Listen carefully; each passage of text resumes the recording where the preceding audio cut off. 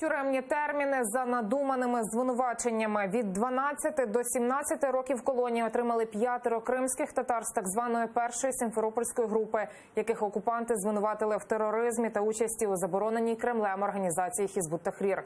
Долю Рустема Ісмаїлова, Еміля Джемаденова, Айдера Саледінова, Узеїра та Теймура Абдулаєвих вирішив суд у Ростові-на-Дону. Вони отримали навіть більше, ніж просили прокурори. Про це судилище окупантів. Докладніше Владислав Стужук. Активісти під стінами і футболки з вимогами припинити геноцид кримських татар. Північно-Кавказький окружний військовий суд у Ростові з запізненням на годину почав оголошення вироків 5 кримським татарам з першої сімферопольської групи, яких окупанти звинуватили у тероризмі. Вклалися у півгодини. Еміль Джемадінов і Айдер Саледінов отримали 12 років, Узеїр Абдулаєв – 13, Рустем Ісмаїлов – 14 і найбільший термін – 17 років колонії – Теймур Абдулаєв. Російські репресії проти кримських татар в народі вже називають другим геноцидом. Тільки якщо у 44-му людей товарними вагонами депортували на схід, то тепер автозаками до російських тюрем. В Меджлісі це називають помстою за нескореність. Це вираження отношения, то есть мести. Мести за непокорность, за сопротивление оккупационному режиму, за сопротивление государству-террористу, за неприемлемость насаждения страха на территории Крыма, за невосприятие тех условий буквального порабощения. За розмахом і цинізмом путінський режим активісти порівнюють зі сталінським. Облави, затримання і реальні тюремні терміни – це терор проти мусульман, кримських татар і всіх незгодних з окупацією Криму, кажуть правозахисники. Людям вменяются преступления и правонарушения, которых они не совершали.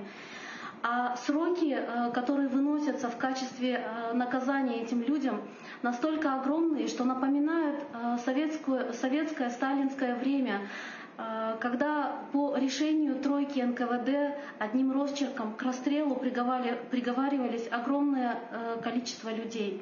В понеділок політбранцям дали останнє слово перед вироком. Вже тоді було зрозуміло, що судилища завершаться роками колоній для кримських татар. Бранці ж були готові до будь-якого вердикту російських суддів, а всі закиди про буцімто тероризм вважають гоніннями проти кримсько-татарського народу. Це не що інше, як угнетення і репресії мирних людей, живущих на своїй землі. Це покушення на нашу честь, на наше достоинство и жизнь, и на нашу религию ислам. Происходит борьба, война с людьми, которые не имели ни оружия, ничего в своих домах. Не взрывали, ни попыток даже взрывов не обсуждалось.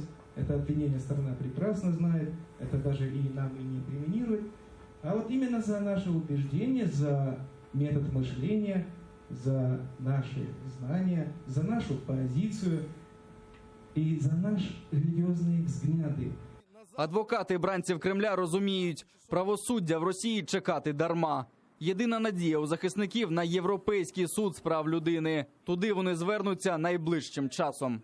Ми, звісно ж, будемо подавать апелляционную жалобу в Верховный суд Российской Федерации. Потом, после того, как Верховный суд России рассмотрит это уголовное дело, дальше это дело будет передаваться в Европейский суд по правам человека, и материалы будут передаваться в другие международные инстанции. В жовтні 2016 року окупанти вдерлись до осель Рустема Ісмаїлова, Еміля Джемаденова, Айдера Саледінова та братів Абдулаєвих. Сьогодні, через майже 3 роки після арешту, вони отримали реальні тюремні терміни. Сумарно це 68 років колонії.